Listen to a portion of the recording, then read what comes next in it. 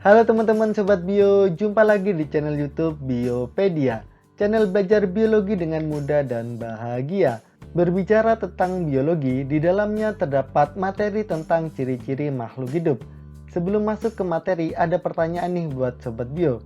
Pertanyaan ini untuk menguji seberapa pekannya Sobat Bio terhadap lingkungan sekitar kamu. Oke, pertanyaannya, apa saja komponen penyusun lingkungan?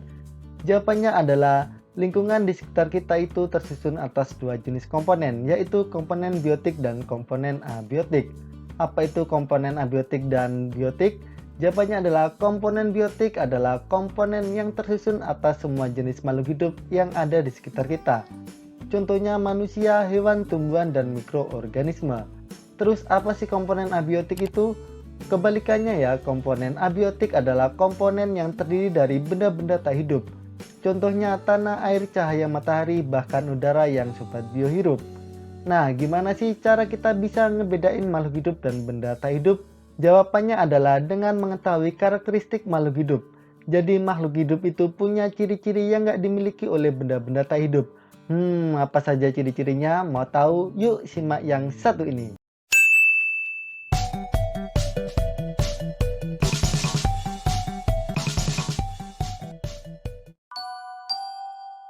Adapun ciri-ciri makhluk hidup ya Sobat Bio, makhluk hidup itu yang pertama mempunyai ciri bergerak, lalu yang kedua bernafas atau respirasi, lalu yang ketiga membutuhkan makanan atau nutrisi, kemudian yang keempat tumbuh dan berkembang, lalu yang kelima berkembang biak, kemudian yang keenam peka terhadap rangsangan atau iritabilitas, lalu yang ketujuh ada melakukan ekskresi, dan ciri yang kedelapan yaitu mampu menyesuaikan diri dengan lingkungannya.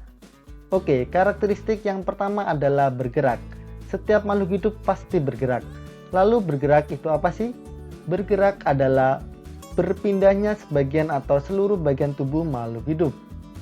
Kalau melihat manusia dan hewan itu bergerak, sangat mudah diamati ya Sobat Bio. Manusia dapat berjalan dan berlari. Begitu pula dengan hewan. Tubuh manusia dapat melakukan aktivitas-aktivitas karena memiliki sistem gerak. Sistem gerak terdiri atas tulang, sendi, dan otot. Lantas, bagaimana dengan gerak pada tumbuhan? Karena kalau kita lihat pohon rumput itu kan diam di tempat ya Sobat Bio. Jika manusia dan hewan dapat bergerak dengan berpindah tempat seluruh tubuhnya, sedangkan tumbuhan dia yang berpindah hanya sebagian dari tubuhnya saja. Misalnya gerakan akar tumbuhan mencari sumber air. Maka dari itu, bagi tumbuhan, bergerak itu merupakan bentuk respon dalam menanggapi rangsangan atau disebut juga sebagai iritabilitas. Secara umum, gerak pada tumbuhan itu dibagi menjadi dua. Yang pertama ada gerak endonom.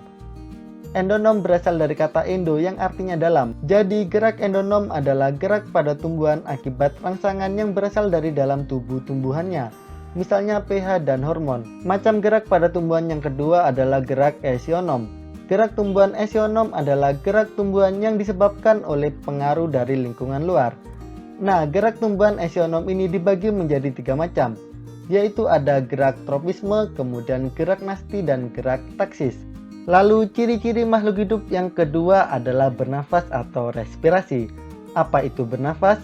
Bernafas adalah cara makhluk hidup untuk mendapatkan energi dari pemecahan makanan. Bernafas akan memasuk oksigen ke dalam tubuh makhluk hidup. Oksigen tersebut penting untuk metabolisme tubuh karena dapat menghasilkan energi bagi tubuh. Nah, untuk manusia sendiri bernafas menggunakan apa? Ya, manusia bernafas dengan paru-paru. Adapun untuk burung bernafas menggunakan paru-paru dan memiliki alat pernafasan berupa pundi-pundi atau kantong udara. Pundi-pundi udara ini berguna untuk menyimpan udara ketika burung sedang terbang. Kemudian adapun berudu atau kecebong bernapas dengan insang karena habitatnya berada dalam air. Sedangkan katak muda dan katak dewasa bernafas dengan paru-paru dan kulit karena menyesuaikan dengan habitatnya yang bisa hidup di dua alam. Sedangkan katak muda dan katak dewasa bernafas dengan paru-paru dan kulit karena menyesuaikan dengan habitatnya yang bisa hidup di dua alam.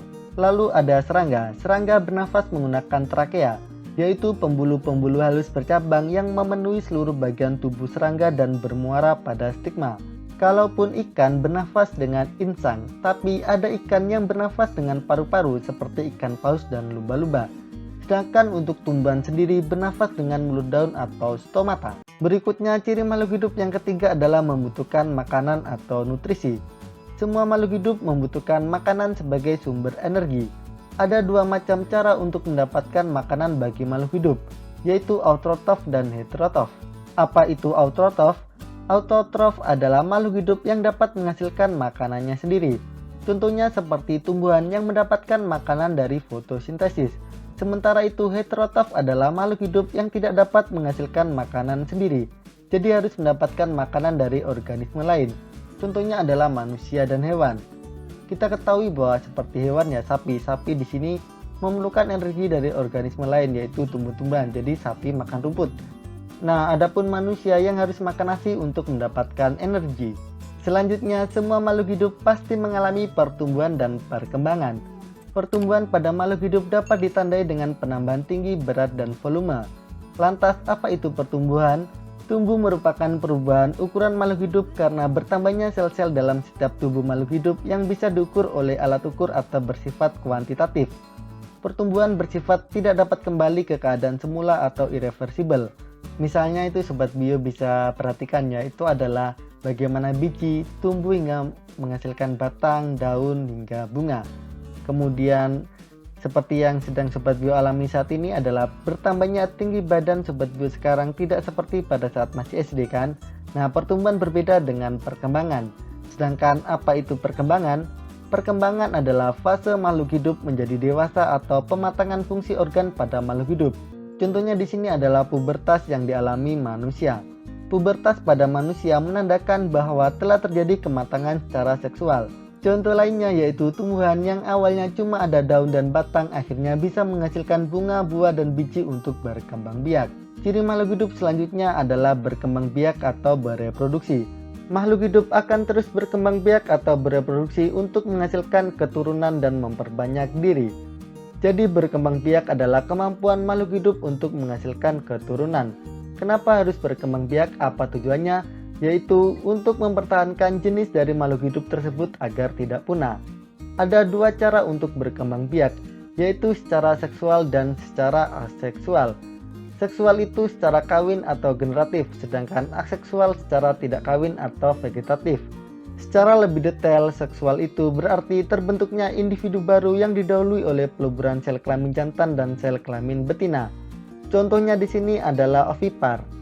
Ovipar adalah perkembangbiakan hewan dengan cara bertelur. Prosesnya dimulai ketika sel telur hewan betina dibuahi oleh sel sperma hewan jantan. Hal ini dapat terjadi di dua tempat, yaitu eksternal dan internal.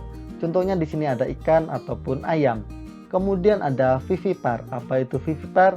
Vivipar adalah hewan yang berkembang biak dengan cara melahirkan. Sel telur betina dibuahi sperma jantan yang kemudian membentuk zigot. Contoh hewan yang berkembang biak dengan cara vivipar adalah mamalia, seperti kucing, anjing, sapi, kuda, kelinci, dan yang lainnya, lumba-lumba, paus, dan beberapa jenis katak. Kemudian ada ovivivipar, adalah cara berkembang biak hewan yang prosesnya melalui bertelur dan beranak atau melahirkan. Proses pembuahan pada hewan ovovivipar terjadi di dalam tubuh induk betina, sementara zigot yang dihasilkan akan tumbuh menjadi embrio dalam telur. Contohnya kecoa, kuda laut, ikan pari, bunglon. Sedangkan pada tumbuhan di sini adanya proses penyerbukan. Sedangkan apa itu aseksual? Aseksual berarti terbentuknya individu baru tanpa didahului oleh peluburan sel kelamin jantan dan sel kelamin betina. Contohnya di sini yang pertama adalah fragmentasi, yaitu pematahan atau pemotongan tubuh induk menjadi dua bagian atau lebih. Setelah itu potongan tubuh tersebut akan mengalami regenerasi untuk membentuk bagian tubuh yang lain yang tidak ada pada potongan tubuh tersebut. Pada akhirnya potongan-potongan tubuh tersebut akan menjadi satu individu yang baru. Contoh hewan yang berkembang biak dengan cara fragmentasi adalah planaria. Kemudian di sini ada cara membelah diri. Amoeba bereproduksi dengan cara membelah diri. Ini berarti bahwa amoeba individu dapat membelah dan membentuk dua sel anak yang identik secara genetik tanpa perlu reproduksi seksual. Proses ini dikenal sebagai pembelahan biner dan melibatkan pembelahan sel menjadi dua sel baru masing-masing dengan nukleus dan sitoplasma sendiri. Adapun pada tumbuhan di sini contohnya adalah tunas pada pohon pisang. Karakteristik lainnya yaitu peka terhadap rangsangan atau iritabilitas. Ini merupakan ciri makhluk hidup yang mengandalkan indera-indera yang ada pada tubuhnya untuk mendeteksi rangsangan. lalu merespon rangsangan tersebut. Manusia dalam menerima rangsangan melalui panca indera. Apa itu panca indera? Panca indera adalah 5 anggota tubuh yang berfungsi menerima stimulus atau informasi untuk otak kita. Panca indera ini terdiri dari penglihatan yaitu mata, kemudian pendengaran dengan telinga, peraba yaitu organ kulit, penciuman dengan hidung, dan pengecap dengan lidah. Misalnya kulit kita pasti peka terhadap sentuhan dingin, panas, dan sebagainya. Sedangkan tanaman juga dapat bereaksi ketika mendapatkan rangsangan. Contohnya tanaman Mimosa pudica atau putri malu, daun-daunnya akan segera menutup apabila kita menyentuhnya. Kemudian ciri makhluk hidup yang ketujuh adalah melakukan ekskresi. Apa itu ekskresi? Ekskresi adalah proses pengeluaran zat sisa metabolisme dalam tubuh. Apa itu metabolisme? Metabolisme adalah proses pertukaran zat yang terjadi di dalam tubuh makhluk hidup. Misalnya proses pernafasan dan proses pencernaan. Jadi kenapa harus dibuang? Semua makhluk hidup mengeluarkan zat sisa yang bisa berbahaya dan meracuni tubuhnya. Ini adalah sistem ekskresi pada manusia ya. Ada ginjal yang bisa menghasilkan urin, kemudian paru-paru menghasilkan karbon dioksida dan uap air, kemudian hati menghasilkan zat empedu, kulit menghasilkan keringat. Sedangkan alat ekskresi tumbuhan untuk mengeluarkan uap air berupa stomata yang terdapat pada daun dan bertugas sebagai pintu keluar masuknya gas dari daun dan keluar tumbuhan. Ciri makhluk hidup yang terakhir yaitu mampu menyesuaikan diri dengan lingkungannya atau beradaptasi. Makhluk hidup akan melakukan adaptasi terhadap lingkungannya untuk bertahan hidup. Adapun adaptasi adalah kemampuan makhluk hidup untuk menyesuaikan diri dengan lingkungan agar mampu bertahan hidup di habitatnya. Contohnya di sini misalnya anjing kutub yang hidup di tempat bersalju akan memiliki rambut yang sangat tebal agar tetap hangat. Selanjutnya ada adaptasi hewan bunglon dengan mengubah warna sesuai dengan warna lingkungan di sekitarnya.